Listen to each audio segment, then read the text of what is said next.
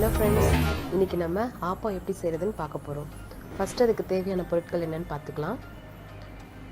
பச்சரிசி 1 கிலோ, தேங்காய் வந்து அரை மூடி தேங்காவை நான் திருவி வச்சுருக்கேன், சர்க்கரை 50 கிராம், பழைய சாப்பாடு 1 கப், பழைய மாவு நம்ம இட்லி தோசைக்கெலாம் அரைச்சி வச்சுருப்போம்ல அந்த மாவு 1 கப், கொஞ்சோண்டு சோடா உப்பு.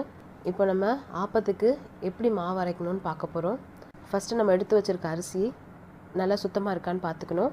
அதுக்கப்புறம் அதில் கொஞ்சம் தண்ணி ஊற்றி, அந்த அரிசி முழுகிற அளவுக்கு தண்ணி ஊற்றி நம்ம ஒரு 1 hour அல்லது 2 hours நம்ம வந்து அதை ஊற வைக்கணும். ஊற வச்சுட்டு அதுக்கப்புறம் ஒரு 2-3 தண்ணி நல்ல தண்ணியில் வாஷ் பண்ணிவிட்டு அந்த அரிசியை நம்ம கிரைண்டரில் போடணும். அது லைட்டாக ஒரு 2 or 3 minutes போன பிறகு நம்ம எடுத்து வச்சுருக்க தேங்காய் பூ, பழைய சாப்பாடு, சர்க்கரை எல்லாத்தையுமே நம்ம உள்ளே போட்டு நல்லா மைய ஆட்டி எடுக்க போகிறோம்.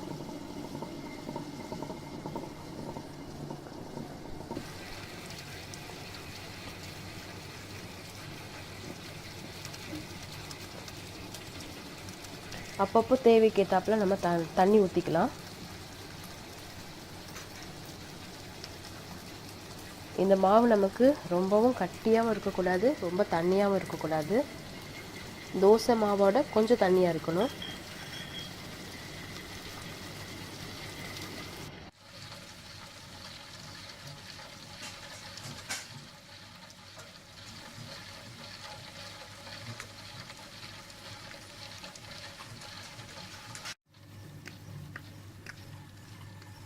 பாருங்கள், உங்களுக்கு பார்க்கும்போதே தெரியும் நல்லா அந்த அரிசி அரைப்பட்டு நல்லா எப்படி நிறைய மாவு இருக்க மாதிரி தெரியுது.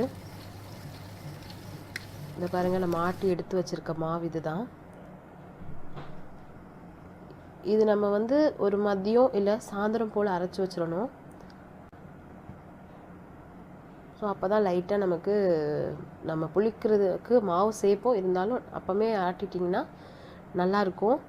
பாருங்கள், தேவையான அளவு உப்பு போட்டுக்கிறோம். இது வந்து நைட் நம்ம செய்ய வேண்டியது. நம்ம ஏற்கனவே அந்த தோசை மாவு சொன்னேன்ல எடுத்து வச்சுருக்கோம்ல, அந்த மாவையும் நம்ம அரைச்சி வச்சுருக்க அந்த மாவில் போட்டு அதை ரெண்டுமே எல்லாமே நல்லா மிக்ஸ் ஆகிற மாதிரி நம்ம கலந்துக்கணும். கலந்துட்டு மூடி எப்பவும் போல் நம்ம எப்படி மாவை வைப்போமோ அதே மாதிரி வச்சிட வேண்டியதான். பாருங்கள், அடுத்த நாள் காலையில் எப்படி தெரியுது பாருங்கள் உங்களுக்கு. அந்த மாவு புளிச்சிருக்கிறது நல்லாவே பார்க்கும்போது தெரியுது ஃபுல்லாக. இப்போது நம்ம எடுத்து வச்சுருக்க அந்த சோடா உப்பு இருக்குல்ல, அதை கொஞ்சம் போட்டு நல்லா கிண்டி விடுங்க. அந்த சோடா உப்பு எல்லா இடத்துலையும் போய் படுற மாதிரி. ஸோ அதுக்கப்புறம் நம்ம தேவைன்னா கொஞ்சம் நமக்கு தண்ணியாக இருக்கணும்னு சொன்னேன்ல, தேவைக்கேற்றாப்புல நம்ம வந்து என்ன தண்ணி ஊற்றிக்கலாம். அதில் பாருங்கள், இந்த பதத்தில் தான் இருக்கணும். தோசை மாவோட கொஞ்சம் தண்ணியாக இருக்கணும். இப்போது நிறைய கடையில் வந்து விற்கிறாங்க, ஆப்பத்துக்குன்னு தனியாக பேன் விற்கிறாங்க. ஸோ நாங்கள் வந்து இப்போ அது மாதிரி ஒரு இது வச்சுருக்கோம் பேன். அதில் தான் சாதாரணமாக ஊற்றி ஒரு சுற்றணும். அப்படியே சுற்றுனீங்கன்னா அது ஃபுல்லாக எல்லா பக்கமும் படர்ந்துடும். பாருங்கள், தெரியுதா உங்களுக்கு எப்படி இருக்குன்ட்டு.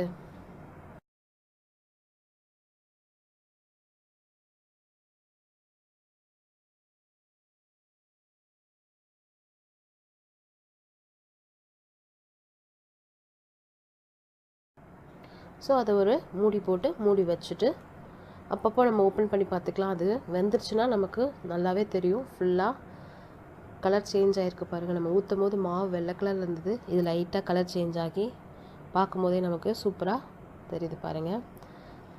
எவ்வளோ அழகாக இருக்குது பாருங்கள் பார்க்கும்போது. இதை சாப்பிடும்போது என்ன டேஸ்ட்டாக இருக்கும், ட்ரை பண்ணி பாருங்கள் கண்டிப்பாக. சப்போஸ் உங்ககிட்ட வந்து இந்த மாதிரி பேன் இல்லை அப்படின்னா நம்ம சாதாரணமாக நம்ம வீட்டில் பொரிக்காஞ்சட்டி அல்லது இந்த கடாயெல்லாம் வச்சுருப்போம்ல, அதை கூட நம்ம யூஸ் பண்ணலாம்.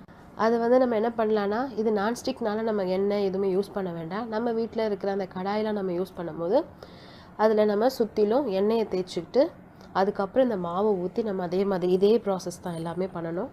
பண்ணி பாருங்கள், கண்டிப்பாக உங்கள் எல்லாத்துக்குமே இது பிடிக்கும். மோஸ்ட்லி நிறைய பேருக்கு ஆப்பம்னா ரொம்ப பிடிக்கும்.